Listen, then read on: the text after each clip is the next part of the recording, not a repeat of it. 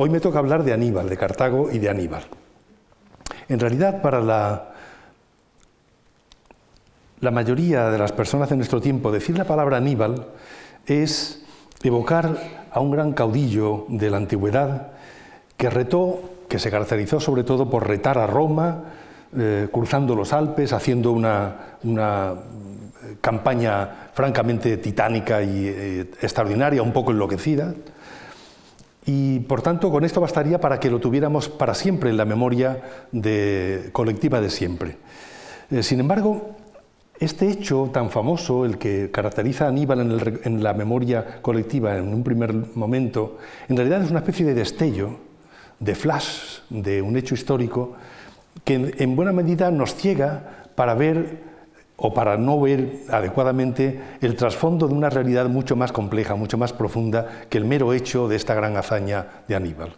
Porque en realidad lo que estaba ocurriendo entonces, en lo que se enmarca el hecho famoso de Aníbal con el paso con sus elefantes por los Alpes, es nada menos que uno de los grandes episodios de la historia de la humanidad, que es el enfrentamiento de Roma y de Cartago, o de Cartago y de Roma, y también la acción de uno de los grandes personajes, de los más deslumbrantes también de la historia de Occidente, que es justamente Aníbal.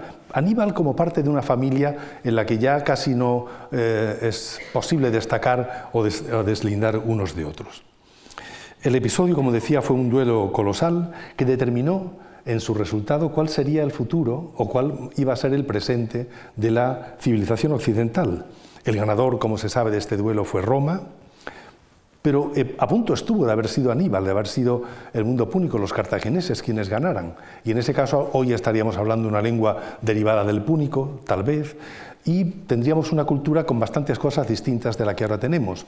O no tantas, porque son muchos, yo también lo pienso así, el que no creemos que a lo mejor la diferencia de lo que hubiera sido el proceso posterior hubiera sido radicalmente distinto. Las dos culturas, Roma y los cartagineses, Roma y Cartago, caminaban en buena manera por un sendero parecido de evolución cultural en el que marcaba mucha pauta el seguimiento, por ejemplo, de los modelos griegos, ¿no? La helenización global, que marcaba una koiné, sobre todo a partir del VI-V siglo, VI-V antes de Cristo en adelante, en todo el Mediterráneo. O sea que a lo mejor no hubiera cambiado mucho la cosa, pero evidentemente sí que habría cambiado mucho. Una de las grandes empresas de los historiadores ha sido estudiar y conocer bien las causas, el entramado de ese gran episodio, conocer ambos contendientes, calibrar los resultados. La verdad es que el problema está en que solo tenemos herencia de qué ocurrió por parte de uno de los contendientes, de Roma, porque justamente el otro contendiente, Aníbal y los púnicos, quedaron no solo vencidos por Roma, sino también aplastados en la memoria y en los textos que se habrían de conservar para el futuro. Roma se interesó por dejar muy mal parada la memoria y la imagen de Cartago, de forma que eso ha contribuido a que sea una labor de historiadores la de ver si eso que decía Roma es verdad o no del todo. Tito Livio, por ejemplo, ensalzó las virtudes de Aníbal, sobre todo como militar. Decía, era con mucho el primero, tanto entre los jinetes como entre los infantes. Iba a la cabeza del combate y era el último en retirarse. Pero después de hacer estos elogios, terminaba sus alusiones a Aníbal diciendo cosas terribles de él. En su ánimo, decía, albergaba una crueldad inhumana, una perfidia púnica, desprecio a la verdad, ningún respeto a lo sagrado, ningún temor a los dioses, ningún escrúpulo religioso. No cabía descalificación más grave en la antigüedad. Roma quiso, en efecto, oscurecer, borrar la figura de quien había sido su gran pesadilla. Un historiador que a mí me gusta mucho para estos casos, Serge Lancel, un historiador francés, gran latinista y gran excavador de Cartago. Él dirigió en los años 70 la misión que la UNESCO encomendó a Francia de estudiar Cartago y fue un gran arqueólogo. Es autor de 2 libros para mí preciosos sobre Cartago y sobre Aníbal. Por cierto, este Jacques Lancel, yo no lo sabía, pero nació en una ciudad, en un punto de Cuba, no sé por qué. Ya algún día lo conoceremos. Seguro que Adolfo Domínguez de Monodero sí lo sabe. Bueno, pues Lancel se lamenta, en efecto, de que por el aplastamiento de su memoria, dice, ni siquiera tenemos una imagen de mármol o de bronce que haya conservado para siempre los rasgos de su rostro, así como tenemos los rostros de Augusto, de Vespasiano, de tantos grandes protagonistas de la antigüedad. De los púnicos no tenemos, en principio, como decía Lancel, ningún retrato. Cuando en los tiempos recientes quiso recuperarse la imagen de Aníbal, se buscaban resignados sustitutos, ¿no? Por ejemplo, te voy a enseñar dos casos curiosos, como este busto del Museo del Prado. Forma parte de la colección de Felipe II y se realizó en Roma en el siglo XVI. Está hecho aprovechando una cabeza romana del siglo II, posiblemente un indio que pudo estar, no se sabe, en el foro de Trajano, la cabeza, por este tipo de peinado, y luego el busto es un busto del siglo XVI, y se le añadieron una serie de elementos, digamos, indios, como el elefante, y por estos rasgos y por la rareza de su rostro o de su apariencia en la cabeza, alguien pensó que era Aníbal, antes de que viniera a España, que fuera comprado por Felipe II, y escribieron junto a la oreja derecha, bueno, estoy señalando, pero no, sí, aquí, un letrerito con letras griegas que pone Aníbal. Se pensó que podía ser Aníbal. Y como tal lo pueden ver ustedes en el Museo del Prado. O, por ejemplo, en 1722, en el siglo XVIII, Sebastián Slotz, para la decoración del Palacio de Versalles, hizo este Aníbal triunfante. Está aquí con un estandarte romano, como vencedor contra Roma, contando los anillos que había quitado a los romanos vencidos, a los soldados muertos en la batalla de Cannas, una de las que luego mencionaré en su marcha por Italia. Y este personaje, como no sabía cómo era el rostro de Aníbal, le puso el rostro de Septimio Severo, un emperador romano nacido en Leptis Magna, en África, por tanto africano como Aníbal, y que además Septimio Severo se sabe que era gran admirador de Aníbal. Se preocupó de restaurar su tumba, que estaba muy mal parada, y bueno, le puso la cabeza. Parece una ironía del destino el que le pusieran justo la cabeza de un emperador romano. En cualquier caso, con estos datos estamos entrando en el siglo XVIII, en el que fue disipándose definitivamente el olvido, la denigración de Aníbal y de su cultura. Cosa que había sido muy fuerte en la historiografía española. Por ejemplo, en Juan de Mariana, en su Historia General de España de 1601, decía que los cartagineses eran gente de grande crueldad y fiereza, gente impía y maldita, ¿no? Imagínense ustedes lo que es esta historia. Influyó mucho en el pensamiento histórico posterior en España, o el pensamiento sobre la historia posterior. Y bueno, los fenicios y los púnicos eran gente indeseable, gente que mataba a los niños, en fin, una cosa terrible, ¿no? Pero llegada la Ilustración, el Romanticismo, el siglo XVIII, luego el XIX, empezó a cambiar esta visión del mundo fenicio-púnico, en general porque empezaron a interesar las culturas periféricas al mundo estrictamente clásico centrista, al mundo greco-romano. Y también una gran atracción por el mundo oriental, y particularmente por lo oriental de Occidente, por el mundo andalusí, por el mundo fenicio, por Cartago, por Aníbal, etc. Esta nueva mirada hacia el mundo cartaginés, hacia Aníbal, está muy clara, por ejemplo, en cosas que estamos ya caminando en el siglo XVIII y XIX, por ejemplo, como este cuadro de David, de Jacques-Louis David, sobre Napoleón, que cruza triunfante el paso del Gran San Bernardo, en el que Napoleón está claramente queriendo hacer ver que él es una especie de nuevo, él es un paso de los Alpes, que él tuvo que cruzar en sus campañas cuando pasaba desde Suiza hacia Italia, y que él coloca junto las piedras sobre las que está pasando, el nombre de Aníbal. Espero que lo vean ustedes aquí. También pone el de Carlomagno, ¿no? Él es quiere ser el nuevo Aníbal, el gran condottiero, ¿no? Y lo mismo en este cuadro curioso Creo que también lo mostré en una conferencia que di aquí sobre Cartago en el año 2013, hace ya unos años. Es simplemente una curiosidad, pero Goya, cuando pasó de joven por Italia, por Parma, en un concurso le pidieron que hiciera un cuadro de tema histórico. Y él eligió Aníbal pasando los Alpes. Y aquí está, en este cuadro, muy bonito, en el que se ve a Aníbal, que está recibiendo, bueno, está con su ejército, baja de las montañas hacia el Valle del Po, y él lo está señalando aquí, o viéndolo, acompañado de una victoria, y que le traen también la... Y está, por cierto, acompañado de un personaje aquí, raro, que es un individuo con cabeza de toro, que es la personificación, digamos, de un río. En la antigüedad, como pasaba con el río Aqueloo en Grecia, se representaban a los ríos como toros con cabeza humana o humanos con cabeza de toro, ¿no? Esto, por ejemplo, yo me imagino, Goya, como ahora se está hablando mucho de él, era un gran pintor ilustrado, ¿no? Y conocía muy bien la antigüedad y muchas cosas. Yo supongo que hoy los pintores se la verían y se las desearían para poder tener la capacidad de introducir en sus cuadros temas de este tipo, porque es algo difícil, requiere cierta cultura. Y no todos la tienen, algunos sí, por supuesto, pero no todos. En la misma línea de esta recuperación del interés por lo antiguo, es muy característico que en el año 1862 Gustave Flaubert escribe la famosa novela Salambó, que es en realidad una reconstrucción, un intento muy novelesco, pero muy atrevido y muy bonito, de reconstrucción de la vida en Cartago.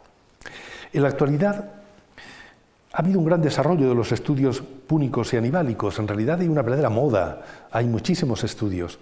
Lo ha comentado ya el profesor Domínguez Monedero, de trabajos que hemos hecho algunos de nosotros. Él también, que ha contribuido a bastantes cosas sobre este sentido, pero también muchos otros profesores españoles y no españoles, de modo que hoy día hay una gran moda púnica.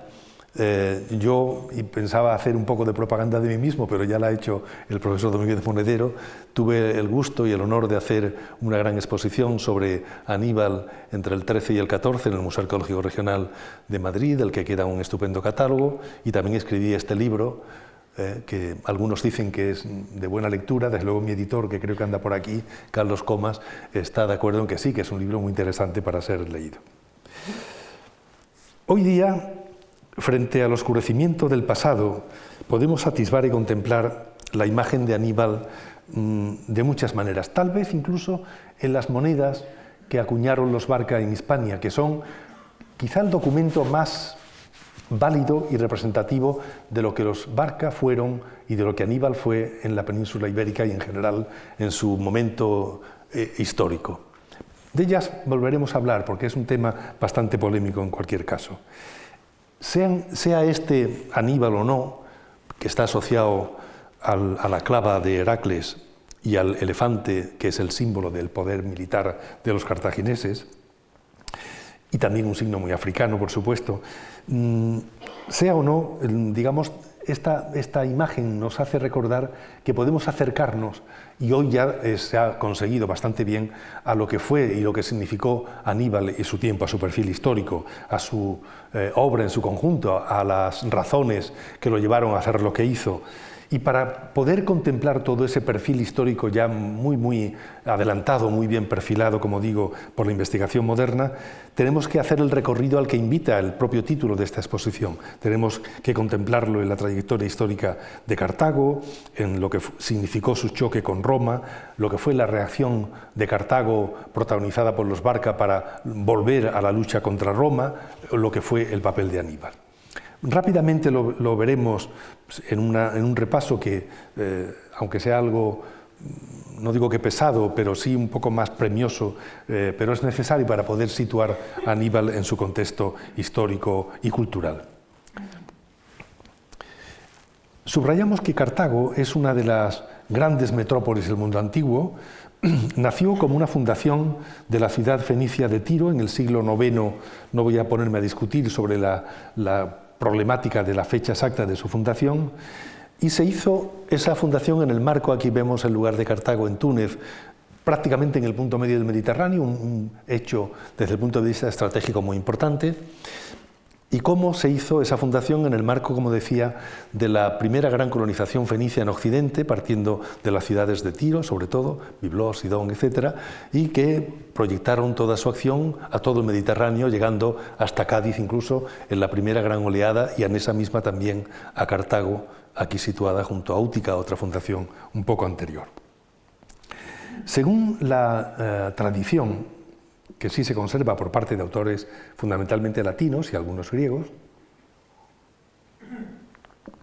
la fundación fue fruto de una acción promovida por una noble de la realeza tiria, Elisa, o Dido, hermana del rey Pigmalión, por conflictos familiares en los que no voy a entrar.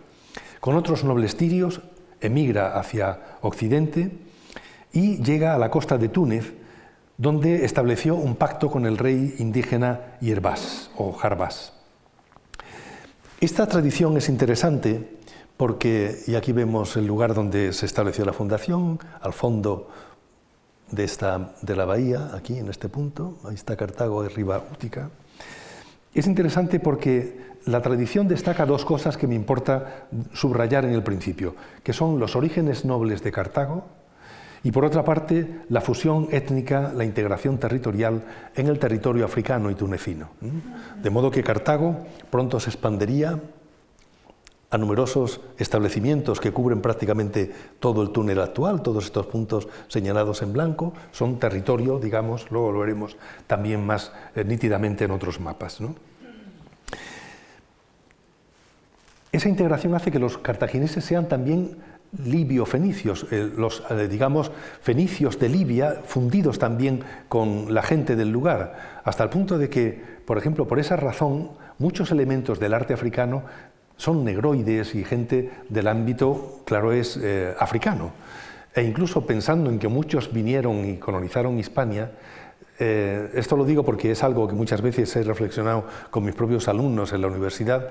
La población, el paisaje humano de Hispania en la antigüedad debía tener, sobre todo en el sur, mucha gente negroide, ¿no? De modo que se repite algo que luego va a ocurrir en momentos posteriores en la Edad Media con la invasión de los mauritanos o la invasión, digamos, de los musulmanes. Quiero también destacar desde el principio que la ambición estatal, ciudadana, Cartago dejaba en la memoria incluso de la propia antigüedad, de los romanos o de los griegos, la idea de que es una ciudad que nace con una gran vocación de Estado, no como una colonia, una poiquía, no, una gran fundación, digamos, de carácter ciudadano, estatal. Y me valgo para eso de algo muy bonito, por otra parte, que puedo ilustrar con un cuadro de Turner, que es la descripción que hace Virgilio en la Eneida, cuando cuenta la impresión que causó de la Cartago naciente en el troyano Eneas, que pasó también por Cartago, en otra historia de migraciones de gente de Oriente hacia Italia y hacia el centro del Mediterráneo, un poco el origen de la ciudad de Roma. Dice el texto: «Maravíllase Eneas del amor de los edificios, antes no más que chozas, se maravilla de sus pórticos, del estrépito, del firme pavimento de sus calles. Brigan enardecidos los tirios, unos tienden los muros y alzan la ciudadela, van rodando a mano enormes piedras. Dictan leyes, designan magistrados y miembros del Senado venerable». Como ven, en el texto se subraya que la ciudad crece de forma importante tanto en su físico arquitectónico, urbanístico, como en la realidad institucional. Dictan leyes, nombran magistrados y miembros del Senado. Aquí excavaron el puerto, allí echan los cimientos del teatro y tallan en la roca imponentes columnas, altivo ornato de la escena un día.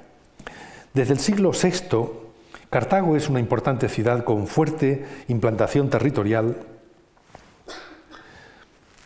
y con una gran proyección mediterránea. Domina o controla, coloniza pues buena parte del norte de África, en el entorno tanto al este como al occidente de la propia ciudad, de la propia colonia, metrópolis, muchos lugares del norte de África, por supuesto Cerdeña, algo Córcega, pero sobre todo Cerdeña, Ibiza, algo las Baleares y el resto, y buena parte, esto ya es un problema en el que no voy a entrar, pero en todo caso tiene contactos hegemónicos con el sur de España, donde ejercía su labor como gran colonia, como gran metrópoli también, la ciudad de Gadir, de Cádiz, ¿no?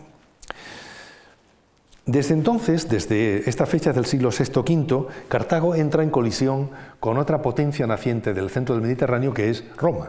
Roma está expandiéndose y en su expansión choca con Cartago y Cartago la frena, o por lo menos tratan de buscar un equilibrio mediante famosos tratados de los que conocemos muy bien, gracias sobre todo a Polibio, que los digamos, describe y los recoge muy detalladamente, en los que frena o digamos, detalla en qué territorios pueden actuar los romanos y en cuáles no. Ellos se reservan siempre celosamente el norte de África, sobre todo Cerdeña. Y luego se piensa, aunque esto es muy discutido, si alguna vez se hace mención en tratados que se renuevan. El primero es del año 509, se renueva como muy tarde en el año 348, ya a mitad del siglo IV. En cualquier caso, tratados que revelan por una parte la potencia de Cartago y por otra parte el problema que Roma, expandiéndose, está generando. En cualquier caso, en estas fechas, a partir del siglo VI-V y sobre todo en el V-IV, Cartago se reafirma como una potente ciudad-estado, a la manera de las polis griegas. Se había dotado incluso de una evolucionada constitución. Aristóteles considera la constitución de Cartago tan importante que la incluye entre las modélicas en su estudio, en su libro sobre la política, o sea, la ciudad, polis, ciudad, y menciona que su constitución es digna de ser mencionada entre las más importantes o notables. Dice Aristóteles que aunque tiene cierto sabor arcaico, visto desde el mundo griego, reunía lo mejor de las principales o de los principales sistemas políticos de la antigüedad: monarquía, oligarquía, aristocrática y democracia. En cualquier caso, eran tiempos de gran desarrollo urbano, de maduración social y política, de maduración económica, por supuesto, estimulado por la helenización, que quiero subrayar esto de la helenización no para decir que Cartago era una mera mímesis de lo que en Grecia se pudiera hacer, como en el caso de Roma también, sino que, digamos, estaba recibiendo impulsos culturales muy importantes de Grecia, con los que, digamos, dialogaba y con los que, digamos, generaba una recreación que es muy típica también de las grandes potencias mediterráneas, como puede ser el mundo púnico o el mundo romano, que asumen modelos, en este caso griegos, pero los regeneran también con valores propios. Esta fuerza de la madurez como ciudad, como Estado, se ve muy bien en la urbanística, que empezamos a conocer de Cartago bastante bien, se conoce ya bastante bien. Por citar solo un caso, por ejemplo, les diré que la Gran Muralla de Cartago, como otras, está siguiendo modelos griegos. Y sabemos, conocemos por los nombres de los canteros y por las señales de los canteros, que había maestranzas griegas que trabajaban, como en la escultura, como en otras cosas, para los púnicos, ¿no? O sea que era muy claro, había talleres itinerantes, muchos de ellos griegos, que iban a Italia, al mundo púnico, para llevar su labor. Al mundo ibérico también lo hicieron seguramente con intensidad. Pero esto se ve también en la arquitectura, pero se ve también en el arte, ¿no? Este famoso efebo de Mozia, de la ciudad de Sicilia, en realidad es una obra hecha por griegos, pero para una ciudad púnica, que lo tienen como propio, de un personaje, no sabemos si es un auriga, si es Heracles, pero en cualquier caso un personaje de claro arte griego, con este arte del tipo arcaico tardío, o un modelo, digamos, de estilo severo arcaizante.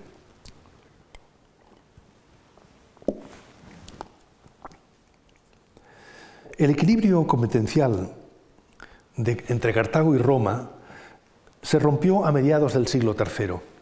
Ya les he dicho que por los tratados en los siglos, sobre todo V y IV, estaba la cosa contenida. Pero a mediados del siglo III, la política expansionista de Roma, más allá de Italia, llevó al conflicto definitivo entre romanos y cartagineses. Y el conflicto se iniciaría, lógicamente, en la isla intermedia de Sicilia, el choque por controlar una ciudad fuertemente poblada por griegos y por púnicos, que tenían también rencillas internas en las que las potencias dominantes, tanto Cartago como Roma en este caso, intervienen para ocupar, poner un pie en este lugar. Y de hecho, por conflictos muy complejos con los mamertinos, un pequeño lío que no voy a aburrirles contándoles los detalles, el hecho es que Roma entra en conflicto directamente con Cartago, y se produce, estalla la Guerra Púnica, una guerra que arranca del año 264 y que dura hasta el año 202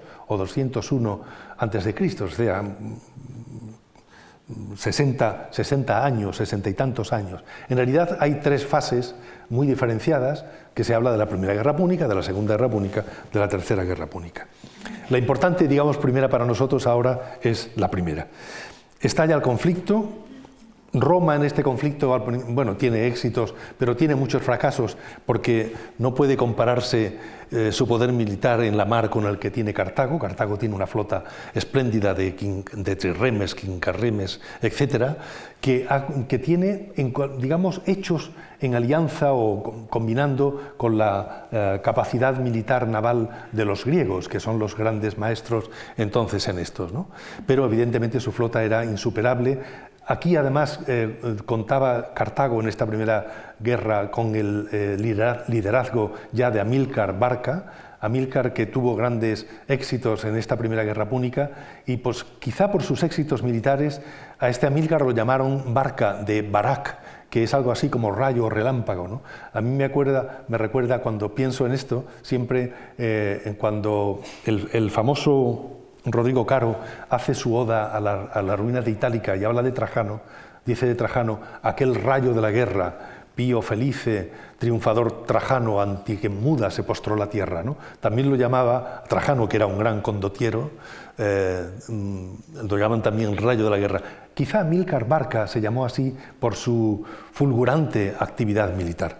Pues bien, en la primera guerra púnica, al principio los romanos tenían éxitos y muchos fracasos, pero avanzando el tiempo, pasados 20 años de guerra, decide Roma que tenía que tener una flota de la que antes no tenía nada. Polibio cuenta que cuando Roma empieza a luchar contra Cartago, encuentra con que no tiene ni una barquita de remos para luchar contra ellos. Recurre a griegos y a etruscos para que le presten barcos para luchar contra Cartago.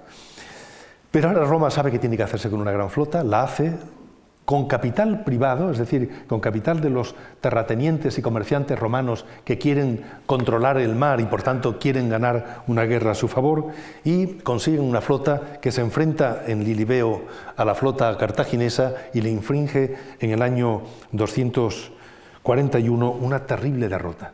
Les hundieron 50 barcos, se quedaron con 70 y fue terrible. Curiosamente, esto ocurrió en las Islas Égadas, frente a la ciudad de Lilibeo, que es Marsala, aquí. En este punto, en los últimos años, lo digo como curiosidad arqueológica, se está investigando en el fondo marino para extraer los rostra, es decir, los arietes con los que agredían los barcos de guerra unos barcos a otros. Son estas puntas como si fueran haces de espadas que están encontrándose a decenas ya en los fondos de las aguas de las Islas Égades. Y curiosamente unas llevan epígrafes latinos, inscripciones latinas, dedicaciones, y otras púnicos, porque son iguales. Aquí, digamos, en la guerra, Roma estaba copiando, por supuesto, el tipo de armamento naval que tenían los cartagineses. En cualquier caso, Cartago quedó hundida, Roma la sustituyó como primera potencia naval, y el Senado de Cartago dio orden a Amílcar de negociar una paz que impuso durísimas condiciones. Tenían que abandonar Sicilia, devolver los prisioneros, pagar una cuantiosa indemnización de guerra. Para colmo, a resultas de este gran conflicto, los mercenarios del ejército cartaginés, y subrayo esto porque verán que luego es muy importante para entender cosas que ocurren con Aníbal, los mercenarios se sublevan contra Cartago porque las pagas no les llegan, porque están pasando muchas penalidades. Y tanto en Cerdeña como en la propia África se sublevan. Provocaron una verdadera guerra civil, una guerra social que a punto estuvo de acabar con Cartago, pero que fue frenada de nuevo por Amílcar. De modo, Amílcar sigue destacándose como un gran personaje en este caso. Pero los mercenarios de Cerdeña llamaron a Roma para que los auxiliara en su sublevación contra Cartago, contra sus, digamos, contratantes anteriores. Roma aprovecha la ocasión y se apodera de Cerdeña y impone en esa lucha de nuevo otra nueva indemnización terrible a los cartagineses. Subrayo esto también porque Polibio destaca que esta humillación que infringe Roma a Cartago con esta victoria primero, luego con la toma de Cerdeña, que era principal para Cartago en toda su actividad en el Mediterráneo occidental, un gran portaaviones, como dice Serge Lancel, que Roma no podía soportar que lo tuvieran los cartagineses en medio del Mediterráneo, que lo tuvieran efectivamente los cartagineses, y efectivamente eso provocó en Cartago un deseo de revancha, que es el que da lugar a todo el episodio que representan los Barca, Aníbal y su conquista de la península ibérica. Porque en el afán de revancha se suscitó en Cartago el problema de cómo hacerlo. Digamos, los nobles o la aristocracia tradicional de Cartago prefería robustecerse a base de expandirse todavía más en tierra, expandirse en África y desarrollar su actividad agraria, que fue muy importante. La gran agricultura de la antigüedad es una agricultura principalmente cartaginesa que luego copiarán también los romanos. Sin embargo, otra nobleza más, vamos a llamarla más moderna, más atrevida, que es la que representan los Barca con otros de su misma, digamos, mentalidad, deciden emprender una campaña tremenda también para volver al control del mar, volver al control internacional y atacar a Roma por donde menos se lo esperaba, y todo ello haciendo una conquista de los territorios de Hispania, hacer suyo un territorio del que ya ellos tenían, los cartagineses, contacto y presencia de hacía tiempo anterior, sobre todo a partir del siglo IV, y ahora van a pensar que esto va a ser así. Era también una zona, como digo, hegemonizada, de grandes riquezas. Hispania tenía, lo sabían bien los fenicios y los cartagineses, gran riqueza, por ejemplo, de plata, que era imprescindible para tener dinero con el que pagar las grandes empresas militares en las que están envueltos. Estaba lejos de Roma. Roma en esta época no podía pensar que aquello fuera un peligro, luego lo vería enseguida. Y por tanto, en el año 237, solo 2 años después de terminar la guerra de los mercenarios, Amílcar desembarca, se viene con su ejército y acompañado de Asdrúbal, su yerno, y de su niño, de su hijo Aníbal, vienen a la península ibérica. Aquí, en la península ibérica, desembarcan en Cádiz, como he dicho. Vienen además, dice Polibio, a recuperar sus intereses en Hispania. Eso da lugar a mucha discusión, ¿verdad, profesor Monedero, que de esto hemos escrito muchos unos y otros? En cualquier caso, viene a la península ibérica y emprende enseguida digamos en general, una gran actividad militar y también política en el campo, en el ámbito de la Hispania, que simbolizo con una moneda cartaginesa en la que vemos la proa de un barco de guerra y, por otra parte, la cabeza de uno de estos dirigentes bárquidas. Amílcar viene haciendo una campaña militar muy fuerte, lucha contra los turdetanos, los que viven en la zona inmediata a Cádiz, en el sur, lucha también contra los aliados celtas de los turdetanos, castiga con gran crudeza a los dirigentes célticos que colaboran con los turdetanos, es decir, quieren mostrarse como un militar aguerrido ante quien no espera ninguna respuesta agresiva, y pronto funda una ciudad que da idea, Acra Leuque, que da idea de que quiere crear estructura política importante, estructura ciudadana importante en Hispania. Acra Leuque, que significa promontorio blanco, pensamos muchos que es Carmona. Así lo cree Maripaz García Bellido, también lo creo yo, hemos trabajado bastante sobre eso. Y lo quiero destacar porque me parece importante para lo que vendrá después.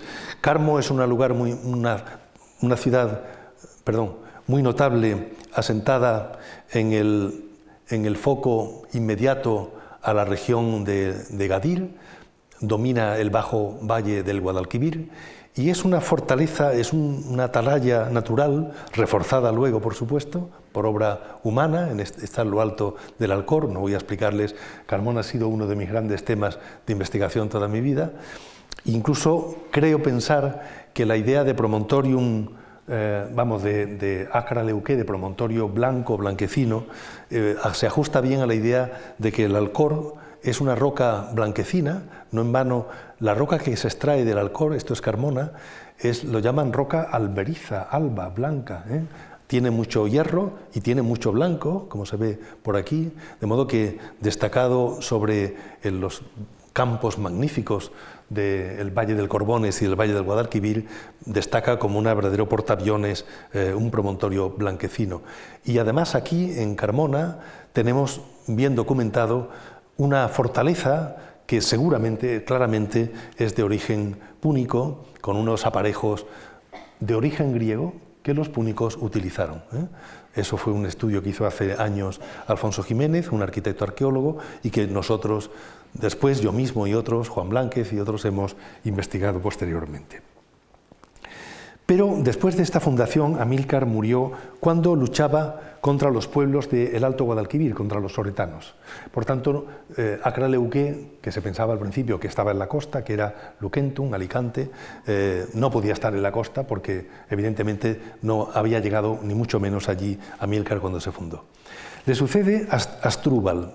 Asdrúbal, su yerno, en el año 229, más que un gran militar, fue un gran político. Fue, digamos, una vez que estaban asentadas las bases militares por parte de Amílcar, con estas y con otras más cosas que no les he contado, Asdrúbal se conoce bien, y así lo dicen muchos los historiadores, se dedicó a crear Estado. No en vano, él, a los pocos años de estar al mando de los cartagineses, funda una nueva capital con el mismo nombre que Cartago, Car-Hadast, la ciudad nueva. Y dice Polibio que funda también otra ciudad que no sabemos cuál es, no da su nombre, pero que debe ser Tosal de Manises. Es muy importante esta acción porque se nota que Asdrúbal está queriendo hacer una provincia muy bien armada desde el punto de vista estatal, desde el punto de vista político. Realmente la fundación de Asdrúbal, lo cuenta también Polibio, de Car-Hadast, fue un hecho esencial para entender la exitosa política de los Barca en el futuro. Es la actual Cartagena, que los romanos llamarán Cartago Nova, igual el mismo nombre que el púnico. Es una ciudad imponente, ven aquí su ubicación. Ya conocemos, porque hace años no era conocido, testimonios arqueológicos importantes de la ciudad púnica, como este lienzo de la muralla en la zona del Istmo. Conocemos también gran parte del trazado de la ciudad que luego se perpetuó, y ya se puede hasta ensayar cómo debió ser la ciudad antigua, púnica, con esta estructura, con una zona de una especie como de ágora, por supuesto edificios, con las colinas asentadas con templos que presidían la ciudad. Vean, yo una cosa corregiría aquí hay mucho tejado a dos aguas. Las construcciones púnicas son siempre, como en Cádiz, aterrazadas, ¿no? de azoteas, no hay tanto tejado como aquí se ve. Esto es una manía de los maquetistas o dibujantes que siempre ven las cosas así. Pero señalo aquí que es muy importante una colina, una de ellas, la colina de Molinete, actual, así se la llama, tenía unos palacios de Asdrúbal, que luego lo comentaré. Y luego es muy importante para entender lo que hacen los cartagineses entonces, es decir, la plataforma que servirá a Aníbal para su tarea, que en los últimos años Tosal de Manises, que está junto a Alicante, seguramente es el origen de la Luquentum romana y de la Alicante actual, en Tosal de Manises se ha descubierto por las investigaciones de Olcina y de otros que es un asentamiento de una fortaleza púnica muy importante. Se conoce bien el trazado de la muralla, con torres de 3 cuerpos que son claramente púnicas. Vemos aquí restos, que no quiero entretenerme, pero sí, esto es muy característico, esta forma de torre con 3 espacios, y que permite una reconstrucción como esa que ven, en la que podían instalar en estos huecos las balistaes, un poco las máquinas de guerra típicas del mundo helenístico que emplearán mucho los Barca. Pero después de estas fundaciones, Asdrúbal fue asesinado en un conflicto interior en el que no vamos a entrar. Ya había creado la base militar bárquida y la base organizativa bárquida perfectamente, y una vez muerto le sucede con solo 25 años en lo que había sido un niño cuando llegó, que era Aníbal. Aníbal, que fue aclamado por el ejército, tenía, como digo, apenas 25 años. Podemos sugerirlo en esta imagen, un princeps asociado a la clava de Heracles y con el reverso del elefante. Recobró el impulso militar de Amílcar. Él muy pronto invadió la meseta, es decir, hace una serie de actividades militares que recuerdan la fuerza de Amílcar. Él invade la meseta, llega hasta el Mántica, Salamanca, Arbucana, posiblemente una ciudad, se ha dicho que Toro, pero más bien podrá ser una ciudad al sur del Ebro, no voy a entrar en los detalles, que fue una campaña muy importante, que se ha buscado explicación de por qué se hizo esto. La verdad es que seguramente que fueron muchas las razones. Algunas de ellas debieron de ser conseguir controlar el interior para dejar segura la costa, que era donde ellos tenían su control principal. Aníbal se nota que está pensando desde el principio de su gobierno en la campaña que va a ejercer contra Roma, pasando Italia y los Alpes, o llegando por Italia a través de los Alpes, y ya digo, él hace preparativos. Uno de estos es esta campaña brutal hacia el interior, que pudo ser también, como por ejemplo ha recordado el profesor Monedero, quizá una gesta militar, como hacían Alejandro o los príncipes helenísticos en general, un gesto militar que le diera el prestigio que él necesitaba para dejar abrumados a aquellos que iban a ser recibidos por él en plan de guerra, ¿no? Y yo creo que, efectivamente, aparte de que esto era un ensayo estupendo de irse al interior de la meseta, a tierras llenas de montañas y frías, pensando en lo que le esperaba, ¿no? Una especie de puesta a punto del ejército, de ensayo general, ¿no? Luego, enseguida, toma Sagunto, la ciudad de Sagunto. Él está pensando en que va a hacer el camino hacia Italia y va a ser muy importante la toma de la ciudad de Sagunto. No voy a entrar en toda la problemática que implica por qué y cuándo y cómo, pero Sagunto era un punto estratégico principal en el control de la costa para seguir hacia el norte. Era una ciudad que además estaba protegida por se dice, por un tratado que habían desarrollado los romanos en defensa de sus aliados griegos, y que, aunque llegaba hasta el Ebro, pero bueno, Sagunto estaba ciudad protegida por posibles orígenes de gentes griegas o la presencia de gentes griegas en la ciudad. Bueno, el caso es que Aníbal va a tomar Sagunto. Ya saben que va a ser el casus belli para el estallido de la Segunda Guerra Púnica. Pero lo que me importa destacar es que en Sagunto Aníbal ensaya el ataque por el sistema helenístico de grandes máquinas de guerra, la torre de asedio, la Helépolis, las balistae, un poco todo lo que cuentan los historiadores acerca de un asedio que prácticamente es también como un ensayo de lo que Aníbal podía pensar que iba a ser en el futuro la propia Roma. En cualquier caso, había que tomar esa fortaleza que era esencial para su obra posterior. Aníbal emprende la campaña en Italia. Bueno, quería enseñarles, anterior era un dibujo antiguo, un grabado antiguo del siglo XVII, creo recordar. Este es un grabado que un dibujo que mandé a hacer yo siguiendo los datos arqueológicos y de las fuentes a un dibujante que me trabajaba para la exposición de Alcalá de Henares, que era Álvarez Marsal, y aquí se ve bastante bien. Es el único dibujo que tenemos de cómo pudo ser la toma de Sagunto por parte de Aníbal. Pero, como decía, Aníbal va a emprender enseguida el camino hacia Italia, luego volveremos un poco sobre él, y va a desarrollar, con el paso de los Alpes, que vemos aquí de nuevo en esta imagen, una campaña en Italia de más de 15 años de batallas que fueron la gran pesadilla de Roma.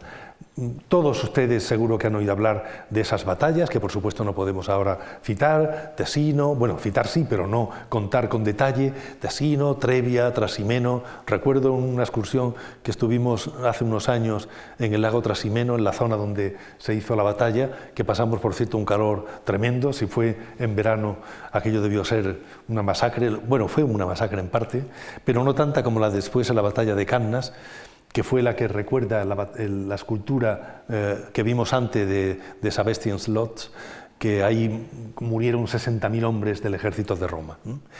Bien, en cualquier caso, Aníbal fue la pesadilla, como todos saben, de Roma. Al cabo de los años, sin embargo, el ejército empezaba a cansarse y Roma tenía tiempo de ir recuperándose.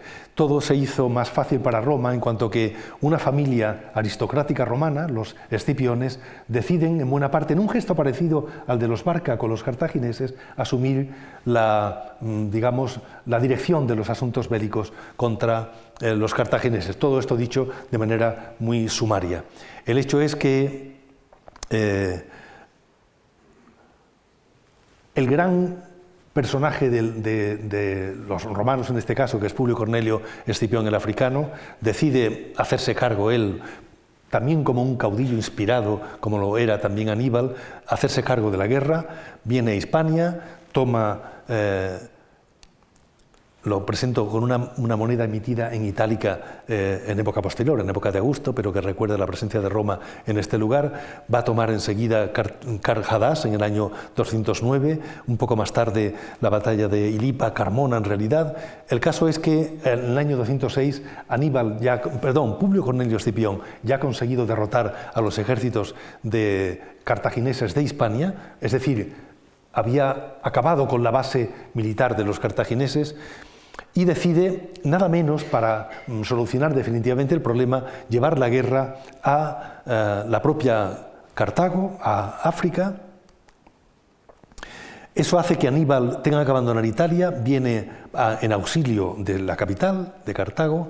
Se enfrentan al final, en el año 202, en la batalla de Zama, después de una serie de ensayos o intentos de pactos, y aquí sufre Aníbal una terrible derrota, entre otras cosas porque su ejército de elefantes se vuelve contra él. Los elefantes se asustan por las trompetas, ya los habían aprendido también los romanos, y los elefantes se vuelven contra las filas de los cartagineses, haciendo grandes destrozos. También murieron muchos, por supuesto, soldados cartagineses, y Publio Cornelio Escipión consiguió su victoria más importante, que lo hará convertirse, tendrá en adelante el apelativo de el africano. Estamos en el año 201, en el 201 se hace el pacto, un pacto que se obliga a hacerlo Aníbal, obliga a los cartagineses a abandonar todas sus posesiones en Sicilia, en Cerdeña, por supuesto en Hispania. Tienen que pagar una gran indemnización de guerra, son 10.000 talentos de plata, más de 200.000 kilos de plata que debían pagar en unos 50 años. Roma va a acuñar moneda de plata con la plata que le entregan los cartagineses durante decenios. Fue una cosa, digamos, terrible. El caso es que la guerra había terminado, Aníbal dejó de ser una pesadilla para Roma y han pasado 36 años desde que desembarcó en Cádiz. Bien, pasamos entonces a otra línea argumental de la conferencia, en la que pretendo destacar algunos puntos que subrayan las razones de por qué los cartagineses hicieron lo que hicieron, cuáles fueron los apoyos ideológicos que les permitieron a los Barca y a Aníbal desarrollar su actividad. En definitiva, entender por qué todo este episodio con algunos detalles bastante rápidos. Destaco, en principio, el hecho de que Amílcar desarrolla su actividad como una actividad personal, como un compromiso personal y familiar. Eso es un gesto aristocrático muy característico de las sociedades regidas por aristocracias o por oligarquías aristocráticas, en la que de pronto alguien, por necesidades muy perentorias, asume un papel de liderazgo inspirado, tocado por la divinidad, que lo asimila a un príncipe o a un personaje heroizado capaz de acometer grandes empresas. Era la forma única que veían los antiguos, en muchos casos también lo hizo igualmente Roma, de tener un liderazgo capaz de emprender grandes hazañas. La idea de un designio familiar, prácticamente dinástico, está muy bien señalado en Amílcar. Bueno, me estoy pasando en esto, porque hay textos que hablan de cómo Amílcar pensó siempre que él era parte de una familia que iba a luchar y a resolver el problema de Roma.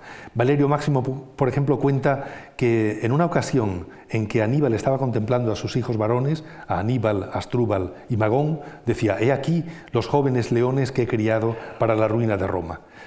Después es conocido el episodio del juramento de Aníbal Niño, que jura, no como leíamos nosotros en el colegio, odio eterno a los romanos, leíamos de niños los colegios, sino que tendría enemistad eterna con los romanos, ¿no?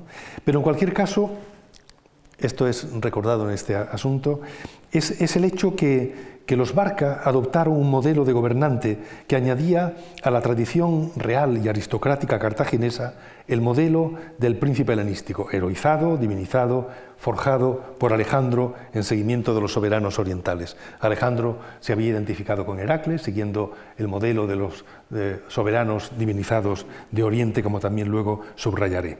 Y vemos aquí en esta moneda a un Alejandro con la Leonté, es decir, identificado con Heracles y asociado en el reverso, nada menos, ahí está su nombre, Alexandros, al dios Zeus. Por otra parte, quiero subrayar que la acción hispana de Amílcar y luego de los Barca tenía una particular dimensión. ¿Por qué? Porque situaba a Amílcar y a los Barca en un escenario que había sido el escenario heroico de los primeros fenicios que habían llegado al extremo del mundo conocido, a Gadir, y por otra parte, los fenicios que fundaron Gadir crearon también desde el comienzo un templo que se haría muy importante, que es el templo a el dios Melcar. Tendría un gran prestigio y que además aumentó su prestigio asociándose muy pronto, a partir por lo menos del siglo VI a.C., al dios Heracles, el dios que había también llegado a Occidente, había traído la civilización a Occidente, era un poco el símbolo del héroe civilizador y que dejaba recuerdo de su paso en Occidente con las famosas columnas que estaban situadas, las columnas de Heracles, en el estrecho de Gibraltar. Por tanto, los Barca adoptaron a Heracles como el símbolo de su identificación con ellos, se asociaron a Melcar Heracles como su dios tutelar. Y seguramente eso es lo que explica estas monedas en las que vemos o Heracles, como en este caso con la clava, o como algunos sugieren, a Amílcar en una acuñación póstuma respecto de él, pero que seguramente puede ser el Prinques, puesto que su reverso no está un atributo de la divinidad, sino su símbolo de guerra, que es el elefante además montado por el auriga, digamos casi por él mismo. Esta idea de la asociación de los príncipes de los Barca a Heracles se repite muchas veces en otras acuñaciones, no solo la de arriba. Esta, tal vez Aníbal, no lo sabemos, pero es posible, está con la clava que lo vemos aquí. Sin entrar en la problemática, porque sería muy extenso, se ha discutido muchísimo si en estas monedas están representados directamente la divinidad o directamente los príncipes asociados o identificados con la divinidad. Yo, como Maripaz García Bellido y como otros, y como también Lancel, como bastantes, creemos que efectivamente es la representación de los príncipes idealizados. En algunos casos solo falta el nombre, que, vaya por Dios, no aparecen nunca los nombres, como sí aparecen en otros casos en monedas emitidas en otros lugares. En cualquier caso, estas monedas son también muy buena expresión del deseo de crear una verdadera monarquía hispana que tuvo por creador principal al que ya he citado, a Asdrúbal. Asdrúbal, fíjense una cosa, Alejandro fundó su gran imperio, lo explicó aquí en otra ocasión también el propio Adolfo Domínguez Monedero, también lo ha escrito en uno de sus libros últimos, el de Alejandro Magno. Alejandro, digamos, creó su imperio, lo fortaleció creando ciudades, las famosas Alejandrías, que robustecían su presencia o su imperio y que además servían como vehículo de divinización, porque en la tradición griega los fundadores de ciudades eran divinizados, era una forma de asegurarse la divinización. Pues bien, también Asdrúbal hizo lo mismo, fundó, como antes les expliqué, una nueva capital, Carhadás, también Tosal de Manises. Hubo un afán de convertirse también en esto en un verdadero Alejandro. Y esa idea de un poder, por ejemplo, cuando Polibio describe Carhadás, es muy significativa la fundación de Carhadás, cuando Polibio describe y habla de Carhadás y la describe puntualmente, dice que en una de las colinas, como antes he citado, había en el molinete, estaban los llamados palacios de Asdrúbal. Y añade Polibio, que aspiraba a un poder monárquico, es decir, que estaba claro para los antiguos que Asdrúbal, y hay muchas más razones, tenía esta verdadera aspiración. Y es verdad que él desde Cartago, desde Carhadas, desde la Cartago de Hispania, ejercía una labor de verdadero rey de toda Hispania. Reunió una vez una asamblea de dirigentes, de régulos, de príncipes hispanos, en la que él fue llamado el líder principal de los hispanos, el jefe supremo, estrategos autócratos, dicen en griego, que es como llamaban también Alejandro en las fuentes griegas. Y comentamos también una acción que hace Asdrúbal y que hará también Aníbal, que tiene también mucho significado para entender la importancia del seguimiento del modelo de Alejandro y de lo que ocurrió con su presencia en Hispania. Me refiero al hecho de que Alejandro, como ustedes saben, adopta el modelo de las monarquías orientales, lo que sugiero con este bonito cuadro de Alejandro entrando en Babilonia de Brun del siglo XVII. Él, para asegurarse esa monarquía, el ser un rey oriental, recurre a muchas cosas, pero una de ellas es sentirse parte de las casas reales, y lo hace también por vía matrimonial. Él se casa con una princesa Roxana, hija del rey Oxiartes. Él tuvo como concubina oficial a Barsine, hija de Darío III, del rey y del emperador persa, con el que tuvo una hija a la que llamó Heracles, un hijo al que llamó Heracles. Por tanto, busca esa acción. Y cuando él fue nombrado rey de Asia, en adelante lucirá la tainía, esta tenia. Este es Alejandro idealizado en una moneda acuñada en Tracia, por Lisímaco. Está asociado a los dioses, los cuernos de Zeus Ammón. Y vean esta tainía, que es un poco la corona típica de los príncipes helenísticos, esta tenida aquí, ¿no? Y esa misma es la que llevan los príncipes bárquidas. Por ejemplo, en esta, que se ve igual, con este lacito al fondo, de la misma manera, también el arte es helenístico.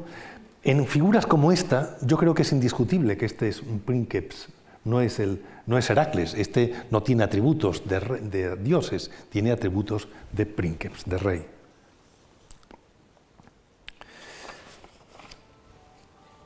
Asdrúbal, además, decía que siguió el modelo de Alejandro, realizó una política matrimonial exactamente igual.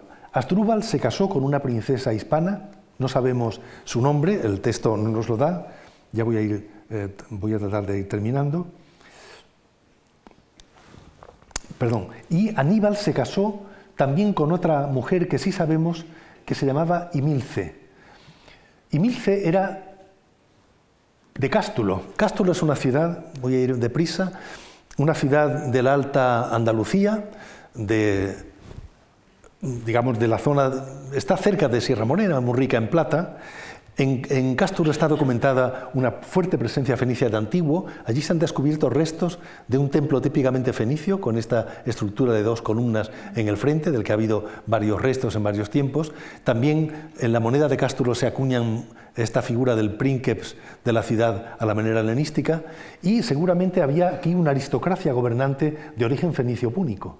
De modo que Himilce, además, su nombre tiene la raíz MLK, que significa rey, como Melkart, que es el rey de la ciudad, que significa princesa. En realidad, seguramente, Himilce, más que un nombre, es la princesa de Cástulo. La princesa, simplemente, el nombre.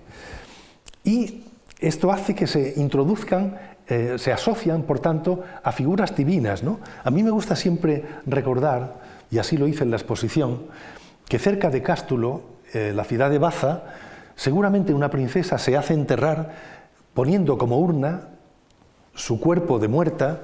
La urna, los restos están introducidos en un hueco en esta escultura, que la representa seguramente a la difunta, pero con la apariencia de una divinidad. Seguramente Tanit, una diosa de la muerte, una diosa con alas, aunque aquí las alas están en el trono. Es una princesa divinizada o asociada a lo divino, que es lo que buscaba seguramente Asdrúbal y Aníbal. Pero este hecho, y no quiero entretenerme mucho en los detalles, es un hecho cargado de consecuencias. ¿Por qué?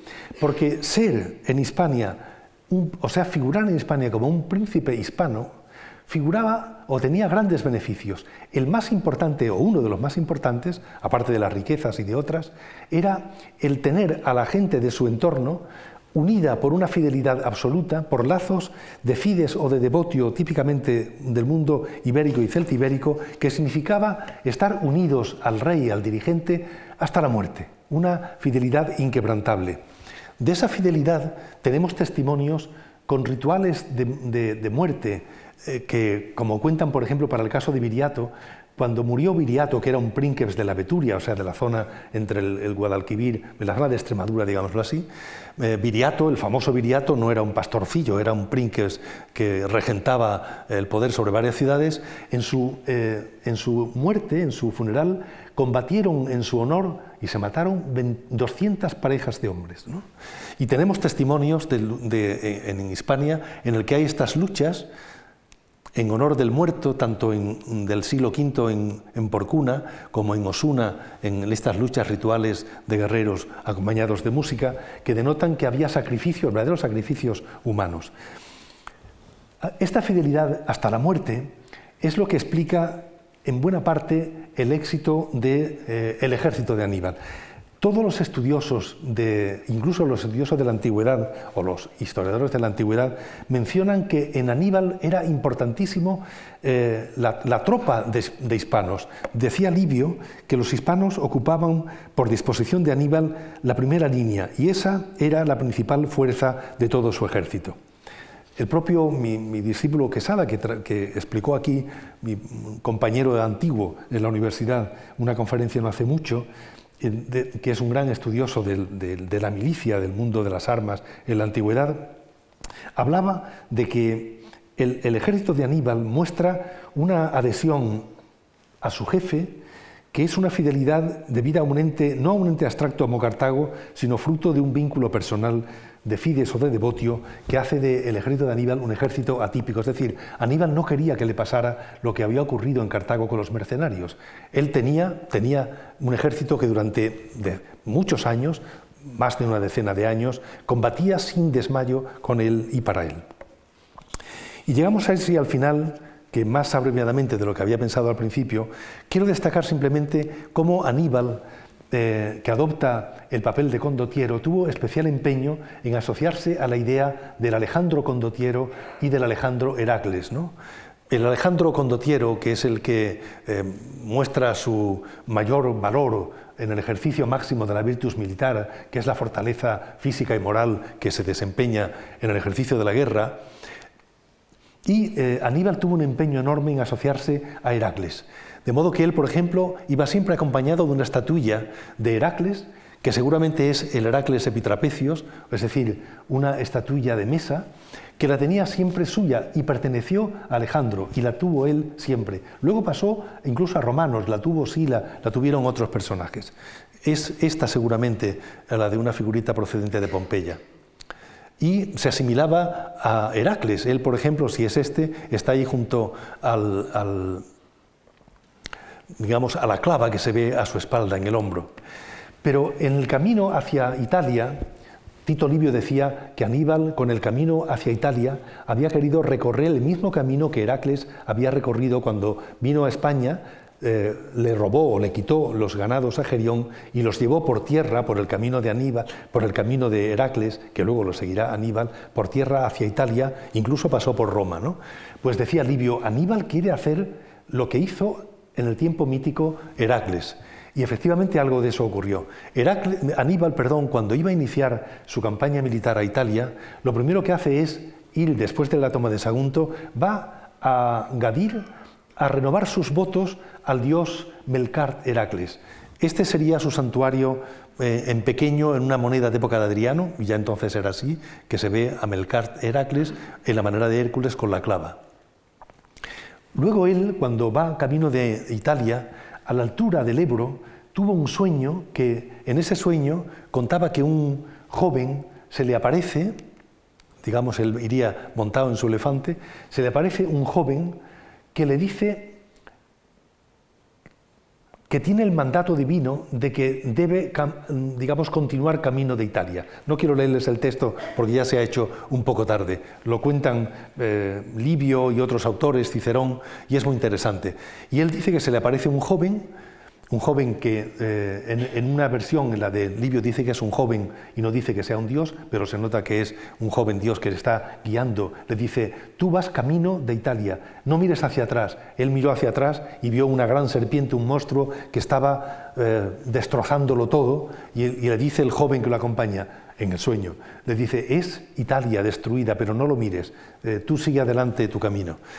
Otros autores dicen que se le había aparecido el mismo Zeus, que lo llevó a una asamblea de dioses. Allí le dijeron que era un mandato divino que tenía que atacar Italia. El caso es que Aníbal fue a Italia y quiso propagar, y se nota que eso luego lo recogen los historiadores, que él estaba siendo un verdadero nuevo Alejandro, un verdadero nuevo Heracles.